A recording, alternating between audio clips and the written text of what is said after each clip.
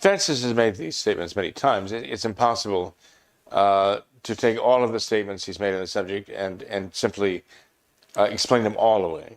He was speaking to a mixed group of young people in Singapore recently, and this is what sparked the current outrage. He was telling them, well, you shouldn't be arguing about whose God is greater, because there's really only one God. We all believe in the same God. And he said that actually all religions, and he said tutti, he said, all religions lead to God. And he's saying there's only one God. So all religions lead to God. Again, that is heretical. You go in and you tweak it, you twist it, say, well, he didn't mean it that way, and you start parsing the words to try to avoid saying this equals heresy, okay? But it did. It was heretical. It was a heretical statement on its very face. All they could do is come out and say, well, he didn't mean it that way. Okay, so the Vatican did what the Vatican does and has done. When Francis makes statements to Scalfari years ago, the Vatican comes out and saying, well, this is what he really meant. Or he didn't really say that, Scalfari got it wrong, right? They always find some way to get around it.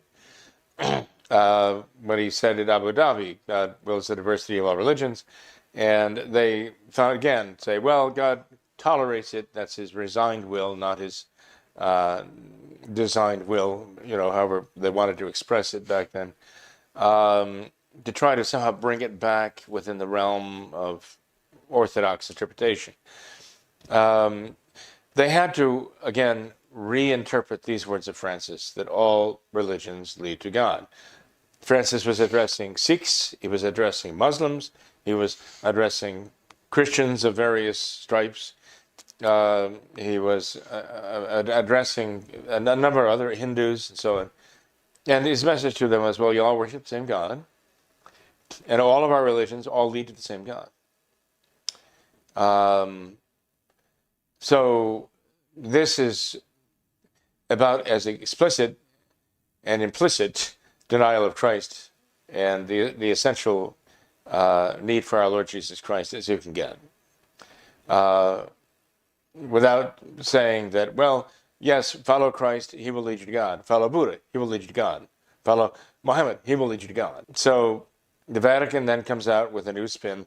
They reinterpret what he said, and they give you the interpretation of what he said. It softened it a bit, okay? And lo and behold, no sooner had they come out and given this sanitized version of what Francis said, than Francis comes out and says it again, right? That all religions, the diversity of religions, is a gift from God. Heresy, right? So this is even worse than God wills the diversity of religions, because they could argue, well, God willed it, meaning he allowed it, okay? So not as something objectively good, but God is willing to put up with it and tolerate it. But now he says that they're gifts from God, and a gift is a good thing, right? He's the Father of gifts. All good gifts come from the Father of lights in heaven, right? So if God gives a gift, it's something good, it's something beautiful, it's something salutary for you. And so it's going to be a lot harder for them to spin this. I mean, maybe they'll just say, well, he just lapsed into German when he used the word gift.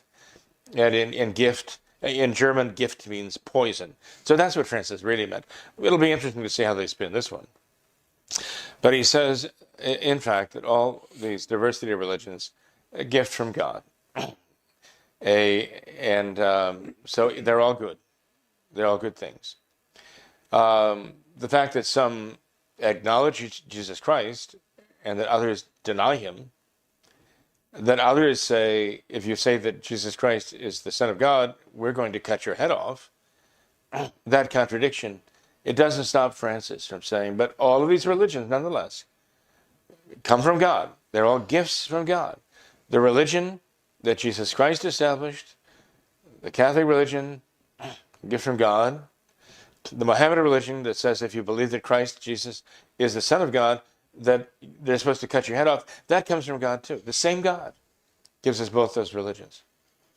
And other religions that might consider Jesus to be like an avatar or a bodhisattva or some other manifestation of the divine, that's okay. It all comes from the same God.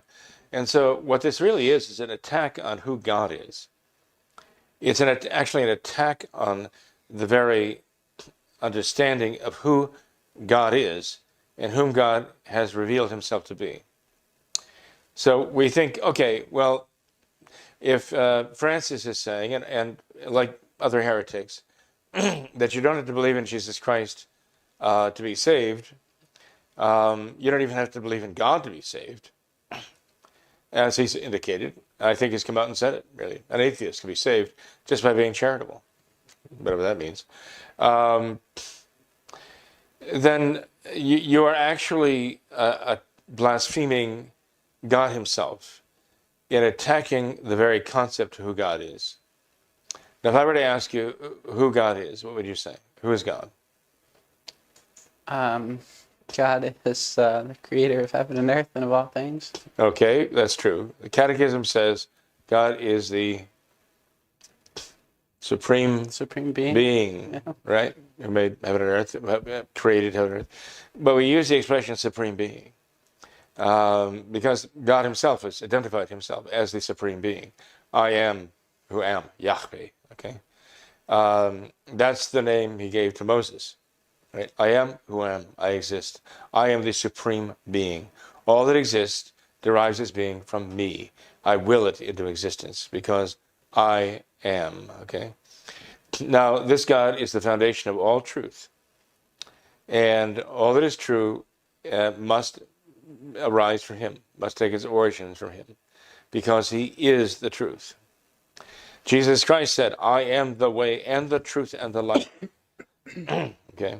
So if we now posit contradiction in God and say, oh, God is just too great to have just one religion. No, it's like various facets of a diamond where you have all these different faces of God expressing himself in different ways. That's all blasphemy, because we know that God is simplicity itself in his divine being, his supreme being, and he is the absolute truth and the foundation of all that is true. And there is no error found in him. We say he's the God who can neither deceive nor be deceived. What kind of deceiver God is this, who spins off a multiplicity of different religions, all contradicting themselves, and saying, okay, you can believe whatever you want, find a religion that you like, and lo and behold, they're all going to wind up back here with me. They're all going to lead you to me, right? Like as though the world is some gigantic labyrinth, but no matter what path you choose, you're going to all wind up in the same place. You're going to wind up in heaven. That's blasphemy. That is an insult to God himself. St. Thomas Aquinas said that is the worst form of intellectual sin. It is an attack on the very divine being.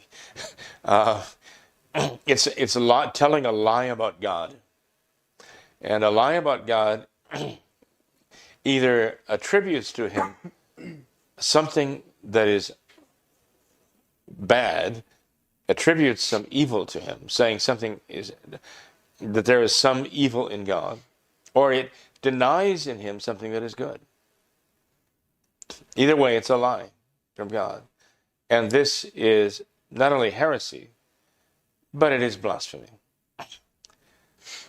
Again, Francis has spoken so consistently, blasphemously and heretically, that all you're getting now is, with the latest example, a kind of flare-up of outrage, and then it all dies down and just goes back to waiting for the next outrage.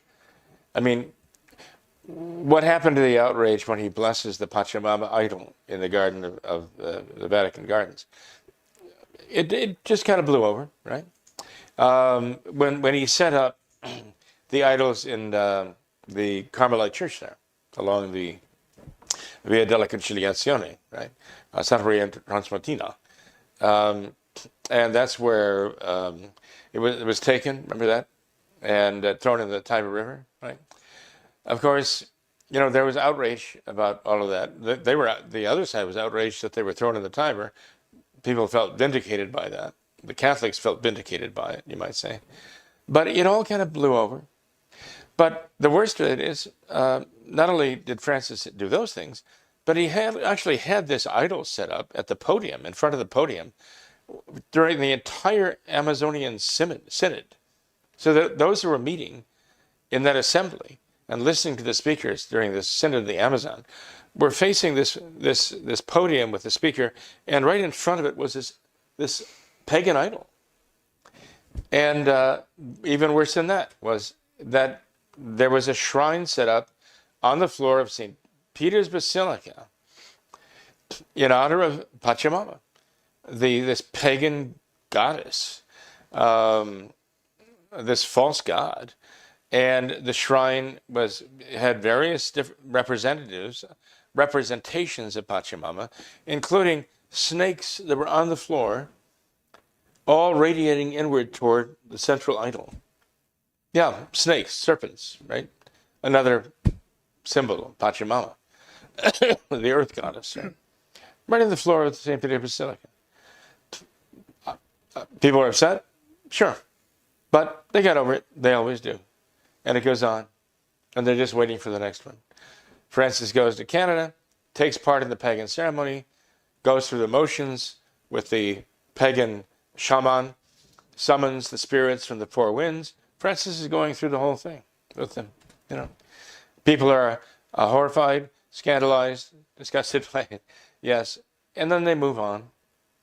And every time Francis comes out with something like this, they're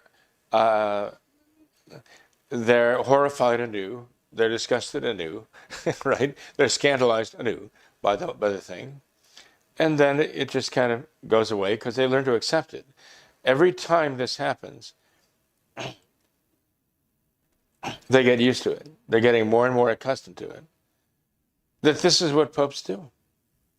That you can be a pope and you can do this. You can do these horrible, blasphemous, heretical, sacrilegious things. And it doesn't have any effect whatsoever on you being the pope or not. It's irrelevant almost.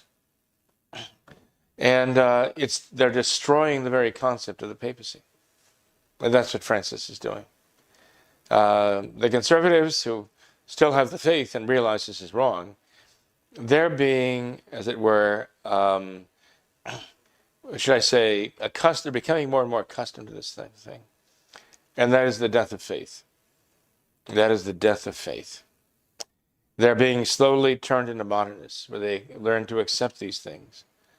If not accepting them, at least tolerating them, maybe even to the point where they kind of justify them. You know? The point is, they don't condemn them for what they are, the horror for what they are in the eyes of God.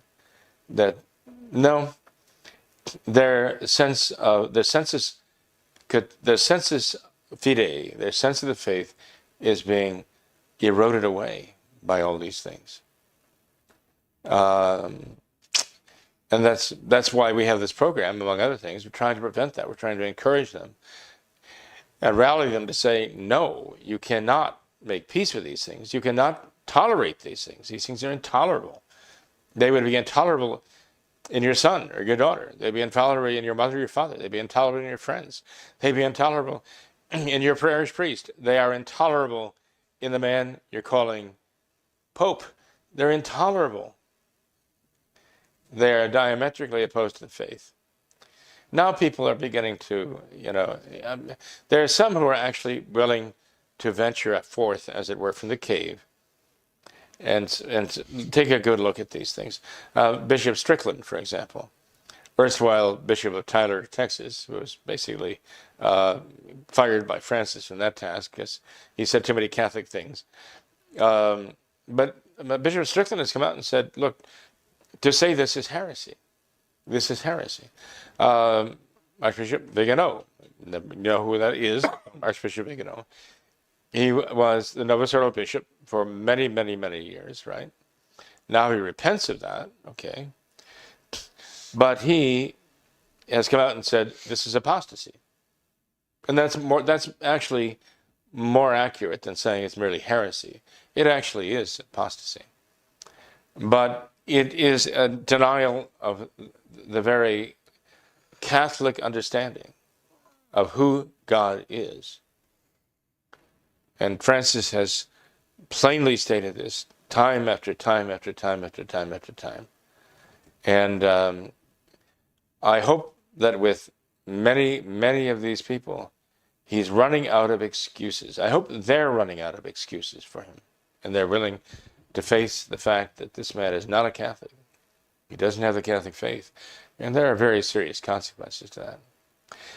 I mean, I pray for his conversion. I don't want him to go to hell.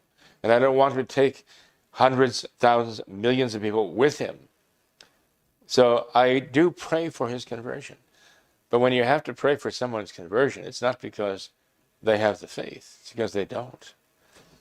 And I would recommend that those out there, the Catholics who still are Catholic, and so to the extent that they still believe the Catholic faith, and therefore they realize that this man does not have the faith,